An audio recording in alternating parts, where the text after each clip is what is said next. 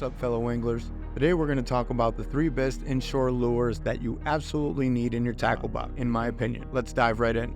Coming in at number 3, we have the Voodo Shrimp. This lure is a favorite among inshore anglers for its realistic design and irresistible action. The Voodo Shrimp mimics the movement of a live shrimp, making it an excellent choice for attracting a variety of fish species. Whether you're targeting redfish, trout, or flounder, the Voodo Shrimp is a must-have lure. I listed some pros and cons earlier, so be sure to check them out. At number 2, we have Salt Strong Slam Shady 2.0 Paddle Tail. This versatile lure is known for its enticing swimming action. The paddle tail creates thumping vibrations in the water that fish can't resist.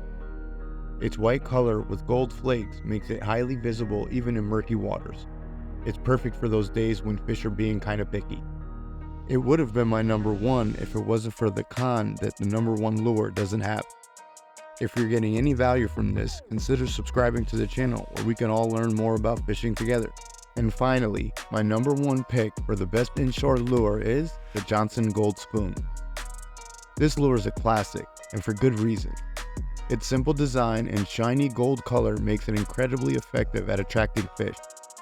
The spoon's wobbly action imitates a wounded bait fish, triggering predatory instincts in fish. Whether you're a beginner or a seasoned angler, the Johnson Gold Spoon is a staple that should be in every tackle box. I've caught all kinds of fish with this lure, from trout and snook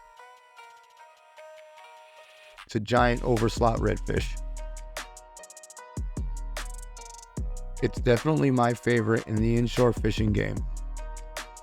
Let me know in the comments if you want to see some underwater action with these lures, and I'll do my best to get you an awesome video on that.